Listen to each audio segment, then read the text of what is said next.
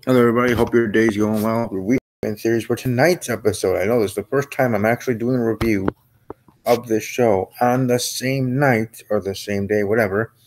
Well, technically the same evening that the show is on. Doing the same day. Who would have thunk? I know I'm not right after it aired. I wanted to kind of write up some notes, and I also um, wanted to watch a couple YouTube videos that I was catching up on my day. Coming back home from work, because I subscribe to a lot of people.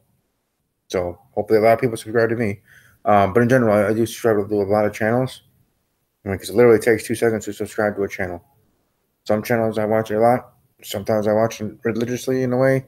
And some I really check out. But most of them, let's say 60% of the, I think 2,300 channels or whatever that I'm actually subscribed to technically, 60% of those I do ring the bell. So I get a lot of emails. So when I get home, I had like 230 emails sitting in my inbox. Some actually professional and otherwise, personal, professional, otherwise, but most of them also from YouTube with my subscription box, being part of their notification squad for their channels. Hopefully, for those that are subscribing here to my channel here, Torch Talking Network, or my secondary channel, which I do put a lot of heart into as well, heart and soul.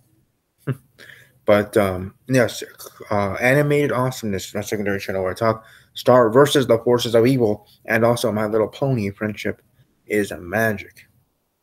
This friendship is magical. But anyways, yeah. So yeah, I wanted to, yeah. But anyways, I did want to do a review at least once here. Do a review on the same night of the episode. I mean, I used to do reviews literally 5 minutes after MTV Scream ended in the last couple of seasons with my good friend Jay. Again, you can follow him on Twitter at Talking WWE with Jay. So for Riverdale, a show that I do enjoy, I might as well do it once. It's not obviously right after it aired. Technically 24 minutes after the episode ended of its airing on the CW. On the CW every Wednesday, 7 p.m. Central, 8 p.m. Eastern, Riverdale. Check it out. I would assume if you're watching this, you already do. But either way, or maybe you are like some people that I know in WWE world, in the WWE universe, that sometimes only watch my reviews or other people's reviews of Raw and SmackDown and don't even watch the show. They get caught up and know about the storylines and things going on with WWE and Raw and SmackDown through my reviews, or obviously others. Good Mike Work, Joe Cronin, J from NY206, BC Amplified, and others. Here in the Riverdale world, I know I got a couple of emails that people either miss the episode or that sometimes they mean to or they don't, and actually watch my reviews and then they watch the episode and go from there. Hey, that's fine. Some people don't care about being spoiled. Me, actually, for whether it's wrestling news or spoiled about a match finish in wrestling or TV shows or My Little Pony, there were some things that I did, unfortunately, did see for spoiler heading into season 8. Like, I tried to miss them. I tried not to, I didn't venture for them. Honestly, not too much. Though again, honestly, I didn't shy away from it when I did see it on my notifications. So there's still that. Just being honest. But even seeing that, it's like, okay, well, maybe I might not be surprised when it happens. But I'm still going to enjoy the journey to that point of what I'm going to quote was one of the moments, other things as well, and whether it's WB, My Little Pony, or here with Riverdale. But otherwise, it's certainly going to be, it always is, hard to avoid those. TV shows, even sometimes for movies, things can be leaked, spoiled.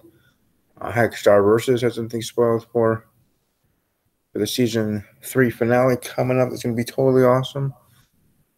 But either way, let's get it back on task, back on track here. Talking Riverdale. Riverdale here for season 2, episode number 17. Let's roll. My last week's dramatic cliffhanger was Cheryl. Excuse me. With Cheryl exiled to a gay conversion center, which was interesting to say the least, and interesting how the way that topic had been brought up. But maybe whatever. In this episode here, the 17th episode, the News Titans being the title of this episode for the show.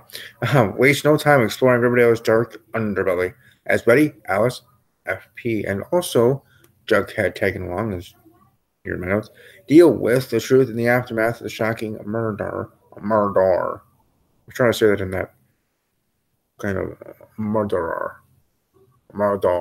I can't do it. Never mind. Shocking murder.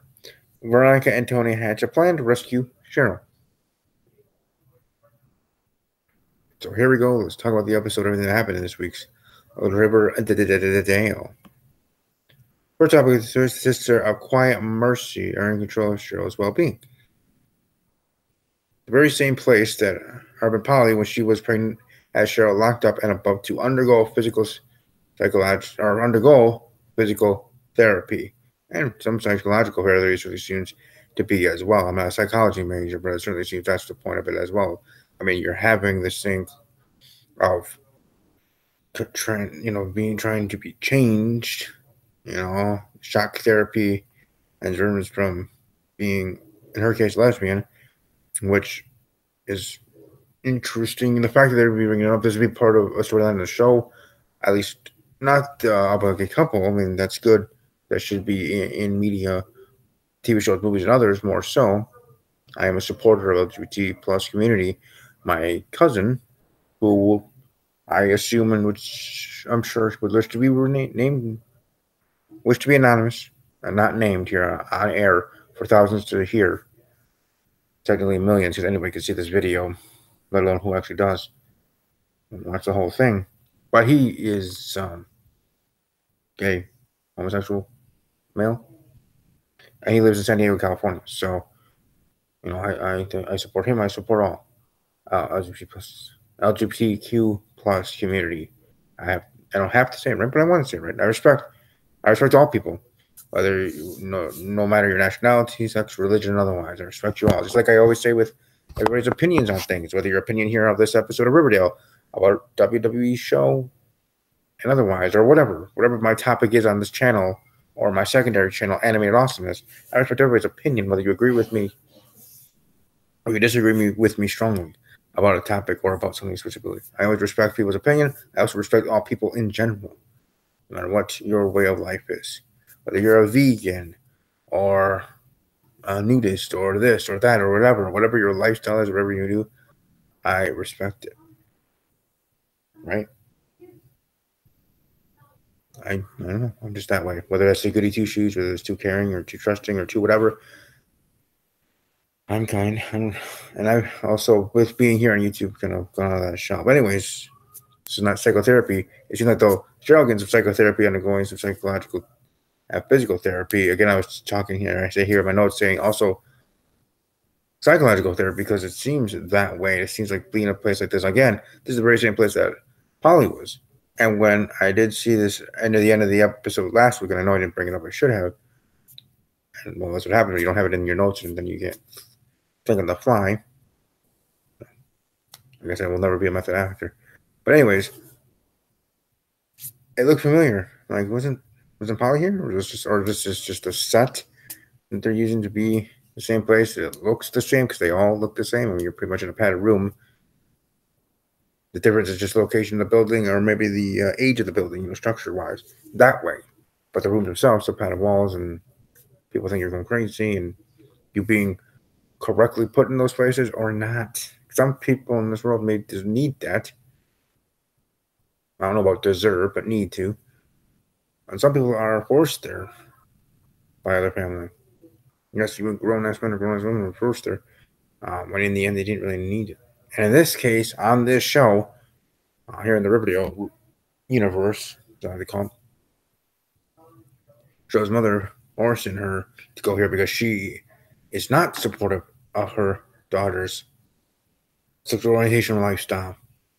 And not only does she not support it, you're downright is kind of homophobic to it. To be quite honest, I know I really didn't want to bring that up, but it certainly seems that way. And I call it like I see it. Again, let me know in the comment section below if you agree. Leave a like if you do. Comment if you don't. I mean, either way, If I took that too far, I thought too deep into that about Joe's mother.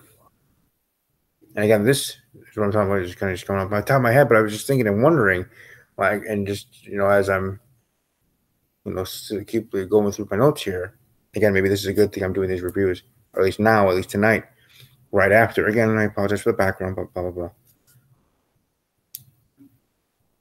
Joe's mom been sending her daughter to this place, the same place that Polly was, the Sisters of Quiet Mercy. Place being Quiet Mercy in itself. Quiet Mercy Penitentiary almost seemed like in that sense. Why don't we just name it that? Because literally, that is what it.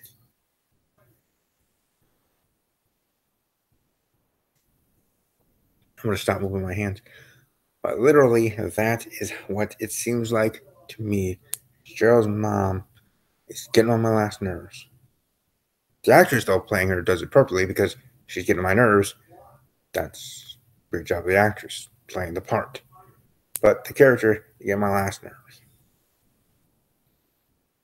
And for TV shows, where in the end you're just supposed to enjoy and not get so bent out of shape, just like people say to pro wrestling fans, don't get so bent out of shape. It is scripted television. It is not pro wrestling mixed with entertainment. Or it's something else, just simply called sports entertainment.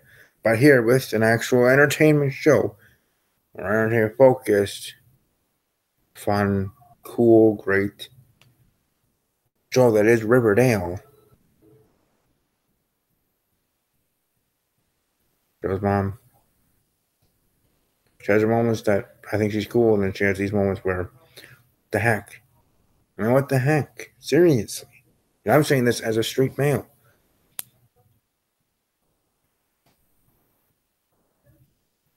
It's... Again, maybe I'm thinking too much of it, so I'll just move on before I talk in circles or make people eye rolls. Make people do eye rolls because I'm talking in circles. So I'm moving right along from where I left off. Like I said, Cheryl being locked up there and about to undergo physical therapy.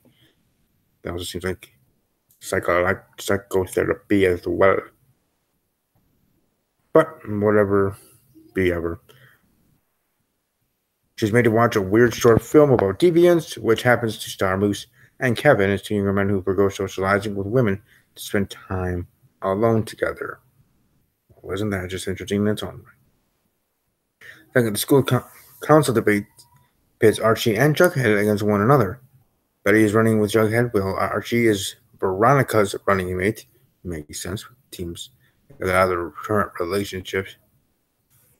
Technically, currently. Seriously, Camelia Mendez. And again, I'm doing a video that's going to be kind of controversial on Friday. That have to do with women in Hollywood and otherwise. Women on movies, TV shows, and sports. I don't know if it is. I don't know if people can actually, I don't know if it's publicized on my channel of upcoming Google Hangouts. Obviously, there's no thumbnail with it, just the channel's banner as a thumbnail. I'm sure it probably is. Point being is that's going to be a controversial video, and I was just thinking about that when I said her name. But anyways, Camila Mendez does a great job. The actress is Veronica. I mean, she plays Betty, her name is... But either way, awesome. Anyways, moving right along. Tension on stage is palpable, and it's clear their friendships are under serious stress currently. What happens to them? I'm sure everything's gonna be fine in time, but as of right now, things a little bit. That's just a sign. Happy and Alice have an argument. Sparks fly. Fresh from the revelation that Chick isn't Hal Cooper's son, and that Alice once had a sexual relationship with FP, it's clear that Jughead's dad and Betty's mom have some unfinished business, and obviously FP is dead. Probably, I would think so. Seems like all the signs are there. It's why tension being there from the very beginning of this show. Though we're only 2 seasons in, but you get my point. There was something beneath the surface beyond that. And there's tension between FP and Alice Cooper. May have because of Chick. All along. Or maybe not. I mean, they're all about each situational thing, but it could be a grander thing, as everything is, right? You got to read between the lines, look for the little things, notice those things, and I think there's something in that line, but either way, it is to be what it be. Alice has a go at FP for letting her daughter live in sin, since Betty has moved into his trailer. However, FP reveals that he has been sleeping on the pull-out mattress with Jughead so that Betty can have the bedroom.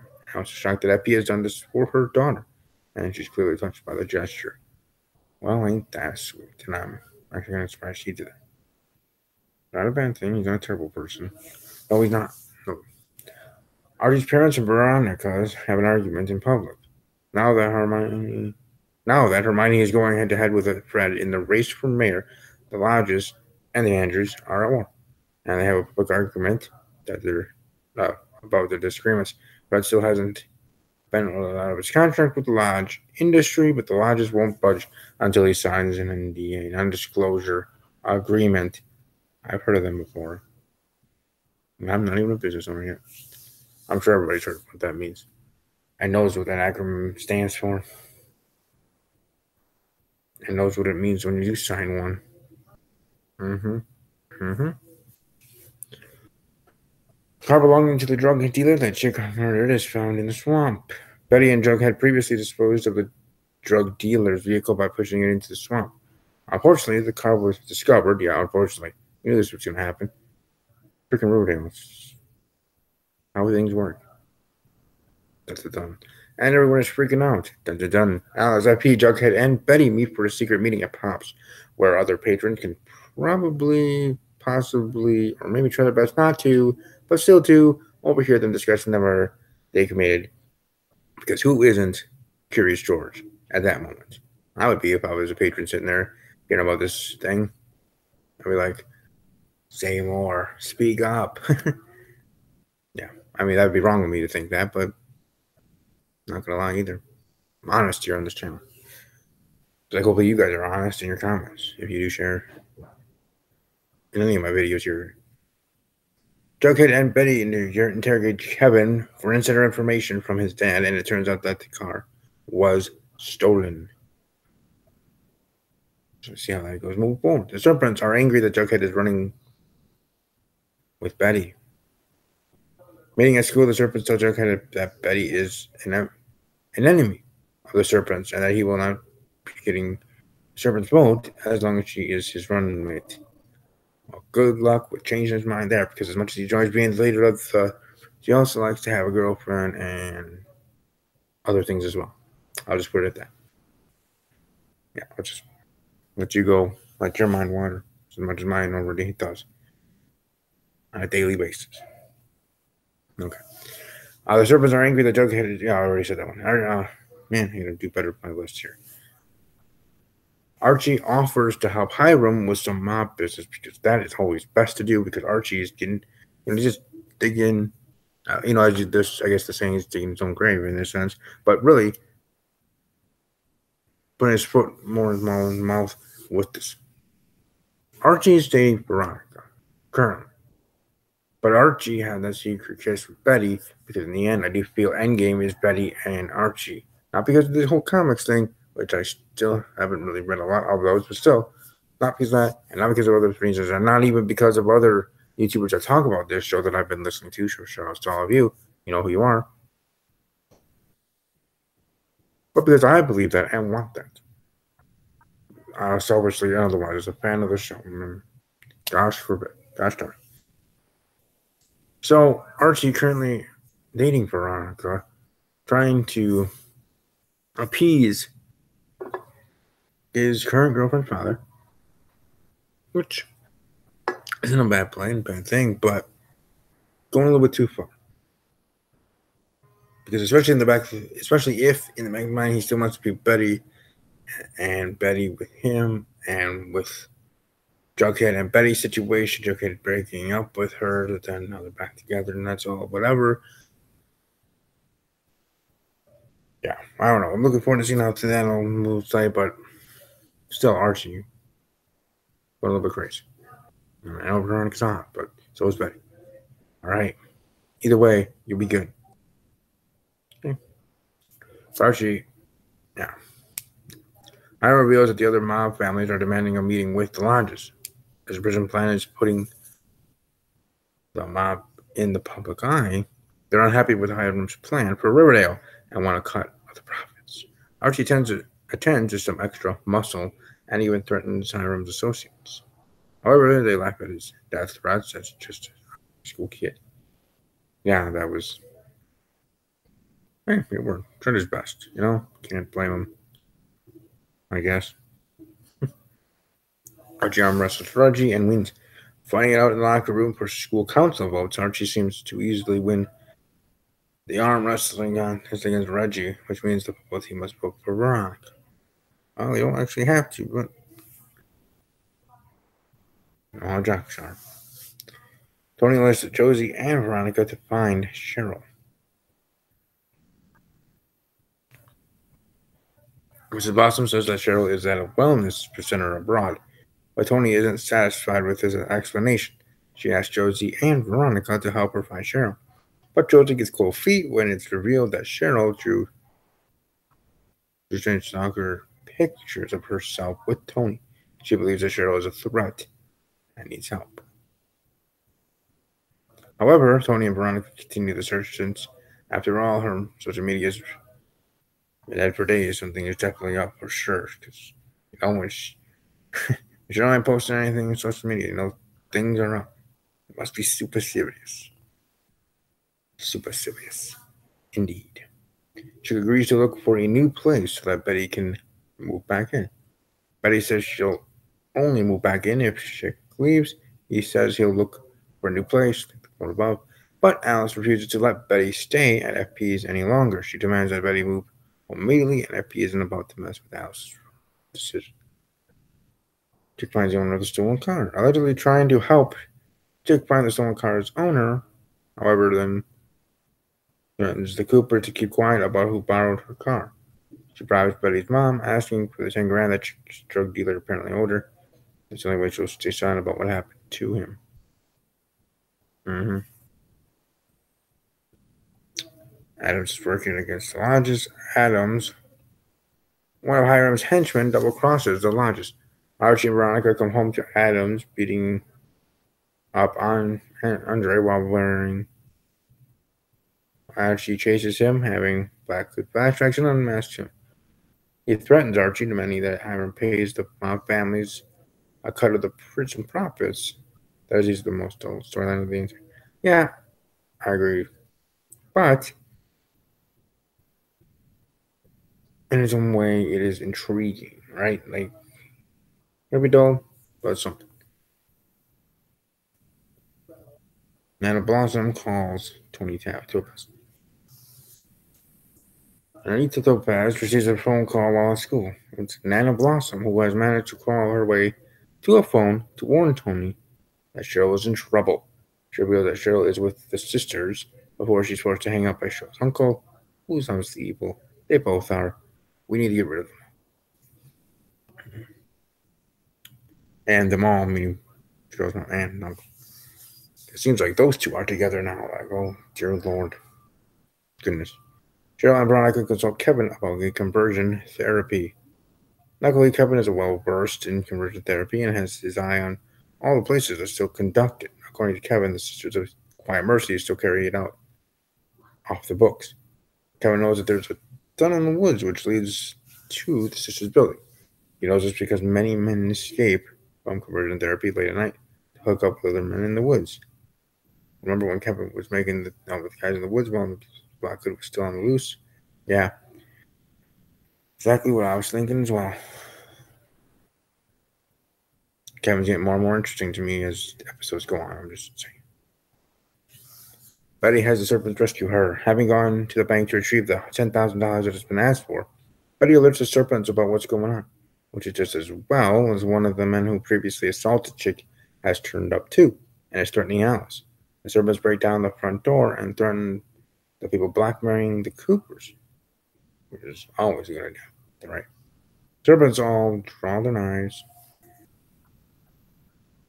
even Jughead. Alice gets kicked out after putting the family in danger twice. Tearfully, Alice tells her son he has to leave. Since she put her family in mortal danger on 2 occasions, he be best idea. He agrees, and it's clear that Alice is finally waking up to Chick's dangerous behavior. Archie misses his dad's campaign launch.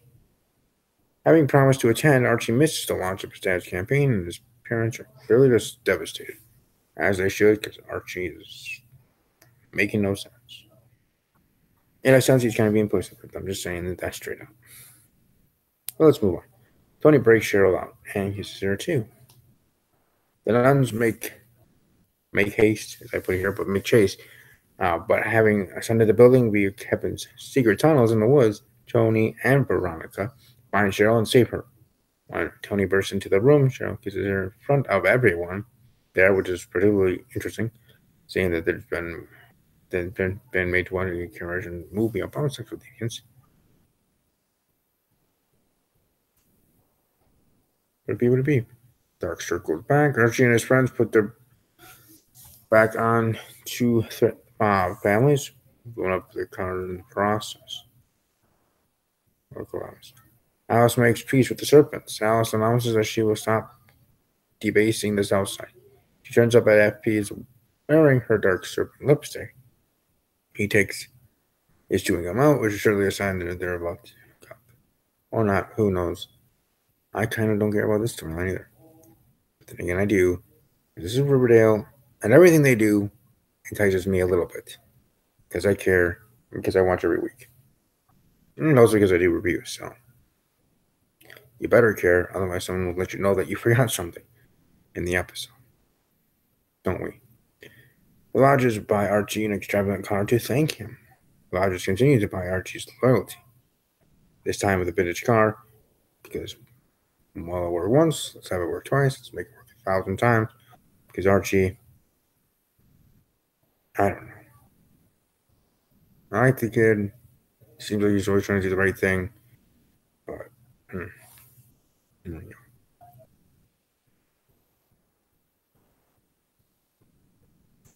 yeah. Cue the music with the next musical for next week. Certainly going to be interesting in that own light. But hey, we're ready for it. It's going to be good next week. I'm looking forward to it. I also did enjoy this episode of this show. Sorry about the camera angle here while I was talking, but trying to stretch out my legs and had an awkward angle. But either way, I hope you guys enjoyed the review. Well, let me know in the comment section below what you think of this episode and everything went down as well. You can leave a like and support. Leave a like if you are pro with pro Cheryl and Tony as a couple. I certainly am. So there you go. But enjoy the rest of your evening. I will be back here tomorrow night for Steve's Wrestling Ramble.